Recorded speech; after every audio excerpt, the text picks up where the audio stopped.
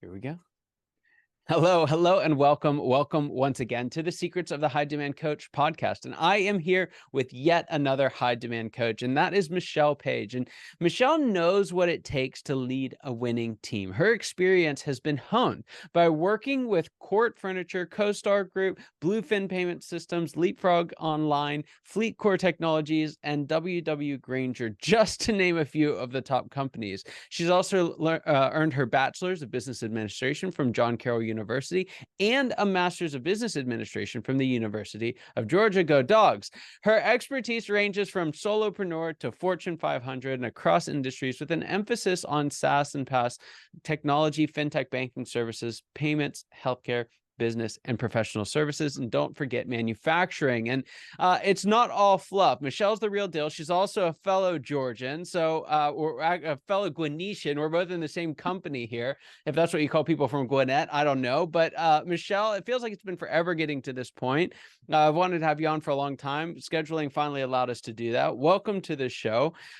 Before we kind of jump into just how you help your clients and even tying that in a cool way to the predictable success model, I'd love to just start with your story. What were you doing before starting Sales Chasers, and why'd you ultimately make the leap?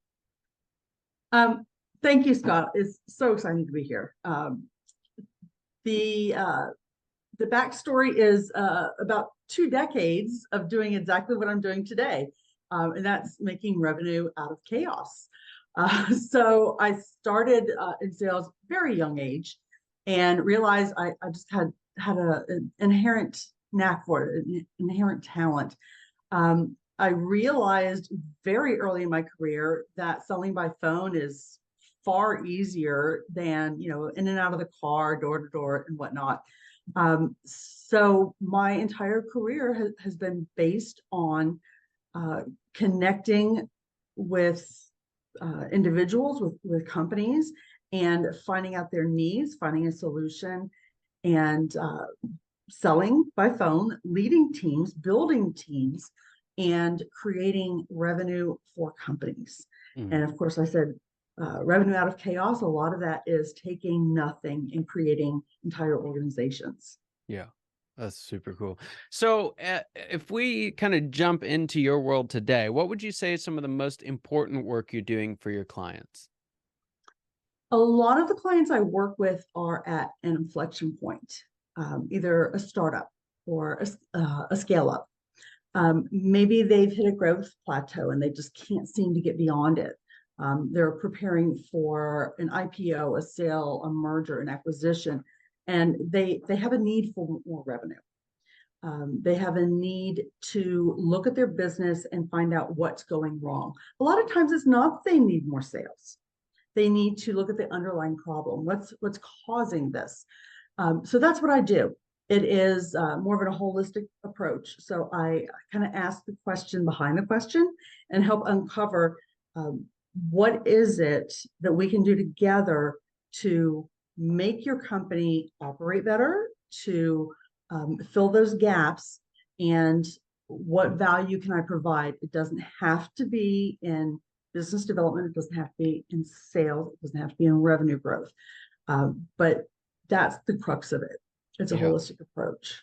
Yeah, and I've had a number of sales professionals and coaches on the show. I've gotten LinkedIn invites from about 1,000 of them, but I can't think of any that have said that sales might not be your problem, right? It's one of those things and we all have this to a certain extent, but to a hammer everything is a nail. And one of the things that fascinates me about you, and this is just one example of it, is that it's not just one thing. It's not just a simple, patch on, tack on kind of a thing.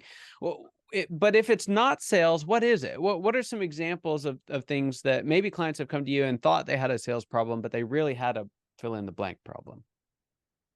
Well, there's so many functional areas that contribute to sales, to marketing, to operations. No functional area of a company should or can operate in a silo. They're all interconnected. They need to be involved in cross-functional communications, cross-functional goal setting, and cross-functional execution of those goals. And that's both strategic and tactical goals.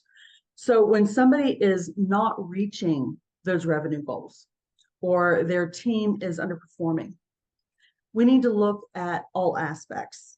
Are they getting the support they need from marketing? Is technology and data giving them the data that they need to prospect? Do they have the right tech stacks? A lot of the things that I found is they had tech stacks, but they're not using them properly. They're underutilizing them. They've never really been trained on them. So let's see what you've got. Let's look at your current state. Let's look at your desired state. What's the path to get there? Yeah. It's not necessarily the straight line of I need more sales. Yeah. It's probably a long and winding road. So let's walk that road together. Yeah. Yeah, it's fascinating. And you've had a chance to kind of dabble in, study some of the predictable success model. And one of the things in the whitewater stage that we talk about a lot, and folks that follow us will know this, you really can't sell your way out of whitewater. And a trap that a lot of us fall into is, we've basically played the revenue game for a while, right? The more you sell in a relatively simple environment, the more you keep. And then whitewater is where those start to separate, where you might be selling more, but you're not keeping anymore. And there are other things that need to change, and you've nailed it. It's this idea of kind of bringing the organization together, working cross-functionally, bringing in systems and processes. And I know that's a big part of what you do with teams, is help them, especially from a revenue standpoint, but across the board, start bringing in system and process. Why do you think that's so hard for teams to do? And what are some examples of bringing system and process and how they can help, especially from a revenue standpoint? Well, what I find a lot of times is an organization will call me and say, I want you to coach in this area. We've identified this as the problem. And when we talk further, we realize that they don't have those systems and processes. And the problem extends further than that. Let me give you an example. So an organization that I'm speaking with, actually, they're here in Gwinnett County. They're looking at their one SDR, and they think that is where they need to focus. So after quite a few conversations, and I hate to call them discovery conversations, they are their strategy sessions is what they are. We actually changed focus, and they don't want to coach that one lead generator. They decided to go back and look at their CRM, make sure it had all the fields. They wanted to go back and look at their marketing materials, make sure that they were marketing with the right message. They wanted to go back and look at their data source. They want me to help them evaluate, do we have the right source? Do we have the right value? And they also want to involve the entire leadership team in coaching. Yeah. So it's got to be a coordinated effort. Yeah. And it's not until you actually have those conversations with all the stakeholders to bring it to their attention. It's not a problem in one area. You have to, again, holistically look at, one person can't drive to the solution. Everybody's got to be in the boat rowing in the same direction. Yeah. And you bring up this really big point, because one of the things that I've found is, as an executive team, there's so many things that are kind of clamoring for your attention, and there's this constant temptation to kind of push things out, right? You go deal with it, you go deal with it. And to an extent that's appropriate, delegation, et cetera, et cetera. But when you don't have the base level of understanding that you need, when you don't have the right mindset around it, you can't delegate it and hope that it just solves itself. Right. And so one of the big things that we're constantly looking at, especially in that predictable success stage, is the involvement of senior leadership team. It has to start and take root there before it goes elsewhere. And one of the places I've seen this violated the most is sales, right? Especially as companies begin to grow and you kind of get away from the founder being the chief sales leader kind of idea, and you have a dedicated sales team, dedicated executive team, those two start to split. What's the cost of allowing those two to really migrate away from each other? Well, first and foremost, the founder generally, in my honest opinion, should not be in charge of sales. In fact, did a podcast, oh gosh, about 2 months ago. And it was focused on the founder's dilemma. You've created a great product or service. Now, how do you sell it? The founder is an expert in their product or service. They're the ones that created it. They're not an expert in sales. Hmm. Their time and attention is best spent on running their company, improving their product or service, and expanding the company. Get an expert in sales. Get an expert in finance. You're probably not a finance expert. Get an expert when the time is appropriate in HR. Yeah. Get an expert in operations if that's not your strong suit.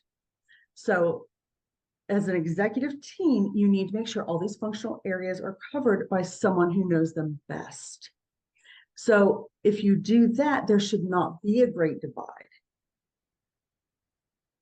Yeah. Yeah, that's excellent. So one of the things that you mentioned as we were kind of discussing ahead of time, you were talking about the different styles and working with them and some of the challenges that those styles have in adopting what you do. So, just kind of walk us through. So visionaries, right? We know the visionary founder, 1,000 ideas type of person. What are some of the strengths and challenges that they bring to building a sales team? The I've worked with a lot of visionaries. They're fun to work with. They really are, because they have this fantastic vision of where they want to be. So when we have that current state, desired state discussion, we're both on board. We're excited. We want to jump right in. The challenge is that path to get there. So when you are trying to set expectations, it's okay, well, this is not today's the current state, tomorrow's the desired state. It's a marathon. It's not a sprint. Yeah. It's going to take some time. There is no instant gratification. So it's setting that expectation, managing those expectations, and getting them to see it through to completion. Visionaries have great ideas, but you and I discussed this previously. A lot of times they'll implement, and then, there's another bright, shiny object. So things will get half implemented. And all that time, effort, Yeah. investment, it doesn't come to fruition. Yeah. And how about our operators? So our kind of ruthless finishers, get stuff done, point me in a direction, stay out of my way type people. What are some of the strengths and maybe disadvantages that they bring to a sales process? I love operators. I would best work with an operator if there's someone that's a little bit visionary working with them, because the operators a lot of times are very cost oriented. They want to be efficient, they want to be effective, but a lot of times they don't want to look at all the creative options. They want a great path from A to B, and they want it to work. They want it to work fairly fast, but they may not be open to as many creative ideas. Yeah. That's such a great point, because you could argue that many operators are kind of quintessential salespeople, right? That they want to know what to do and be left alone on how to do it. That they're initiators, they're go-getters, they make it happen.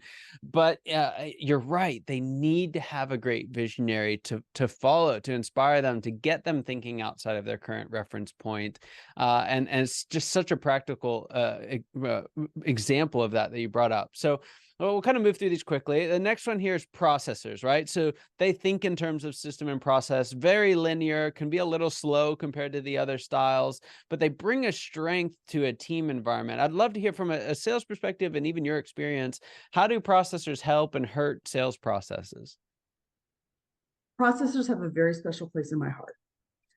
I absolutely love processes, procedures, best practices, and of course, you've got to document them. The best opportunity for success, for repeatable, scalable success, what was that? Predictable success, would be to have a strong foundation. You cannot band-aid and duct tape your way to success. So processes, absolutely. but that can't be the only solution. So if you can give me a little bit of a blend of that visionary, but the urgency of the operator and the methodic, gotta have it just so of the processor, I'm a happy coach. And I think that's kind of the thing is like, to an extent, you have some people that are kind of wired that way, but a lot of us, if we were to be that way, we'd have split personality disorder, right? Like and the value of what you do in building teams and bringing them together is your ability to communicate with all three of these, bring them together, because the way that you get all three is having a team of people come together. And building a team around all of these different strengths, mitigating some of the risks on the weaknesses and pulling through. And so one of the places that this is hard is in the kind of hard charging sales environment. You can get some folks who might be invested in the freedom that they used to have under the old system and struggle to kind of adopt a more systematic approach, or struggle to go in and check all the boxes in the CRM. So what is it that makes it worth the leap for them, right? You have the salesperson that's out there that they're used to just kind of running and gunning, and now you're trying to build a team and consistency and scalability. How do you bring them with you? Well, that goes to the heart of coaching. So my coaching style, very collaborative. I need to understand what's important to them. How do they communicate? How do they think? Because if I understand all of those factors, then I can speak in their language. I can relate why to why for them. So everybody in sales says, with them, what's in it for me? They have got to understand what's in it for them if they follow the procedures. What's in it for them if they use the CRM and document things? Why is it going to make their job easier? Why are they going to prospect better? Why are they going to close more? But I've got to make them understand we're equals. As a coach, I'm not talking down, I'm talking with. Right. Right. Oh, that's so good. So you've kind of put me on this idea of moving toward coaching and how you're helping folks. So an easy segue to that is a question I like to ask all of my guests, and it's this: what's the biggest secret that you wish just wasn't a secret at all? What's that one thing that you wish everybody listening or watching today knew? I think the first thing, as it relates to sales, so often the first thing is, well, you've got to help this person do better. You've got to coach them. It's a bigger issue than that. Everybody in sales looks at, again, that newest bright shiny thing. They put their investment in tech stacks. They're not putting their investment in the L&D part of sales and learning. That's where your investment pays off. Invest in your people. Teach them, train them, coach them, develop your people. If they don't have the support they need, it doesn't matter how cool your tech stack is. If they don't know how to use it, it's a waste of your money. It's a waste of your talent. You're going to lose your people. You're not going to be able to retain them. You're not going to maximize their talents and their results because you didn't coach them. Right. Yeah. Oh, so good. So another question that I have for you, and then I want to make sure folks know how they can get in touch with you, because I know that there's some folks listening that's like, we need this in a big way. So, but before we get there, I'm going to have you take off your coach hat for a moment, put on your CEO hat, Okay. and talk to what's the next stage of growth look like for you in your business, and what challenge we have to overcome to get there. The next stage of my business is actually just getting to reach as many people as possible, as many businesses as possible. I always say sales is one-to-one, marketing is one-to-many. So I want to reach a lot more people. So I've got to take a little bit of a marketing approach. I'm doing more podcasts, more webinars, increasing engagement on LinkedIn. I want to help people. I'm a coach. I'm a giver. One of my greatest satisfactions professionally is developing others. Not necessarily clients. Of course, I love helping clients. But when I've been a sales leader, I want to bring up the skill set, the knowledge of those that I'm working with. Yeah. So that means I need to reach more people. Yeah. I'm looking at productization, not to sell, but to give away. I'm creating value that I Yeah. can share. Yeah. So that's the initiative I'm working on right now. We're actually one of my valued colleagues. She is also a fractional leader. She and I are launching a podcast here in a few weeks. It's not finalized yet as far as launch date, but I'll be very excited when that goes live. And it's going to be a coaching podcast. We're going to be coaching business leaders, business owners. That's fantastic. Well, when you get it out there, let us know, and we'll get it out to our audience as well. Michelle, it's just an absolute pleasure having you here. Folks want to find more out about the work that you do. How can they get in touch with you? Well, as you see my contact information there, the easiest way is probably saleschasers.com. There's one word and it's with an S on the end. You can also find me on LinkedIn. I have a Sales Chasers page as well as my personal page. And you can contact me on LinkedIn, by email, by phone number. I'd love to talk to you.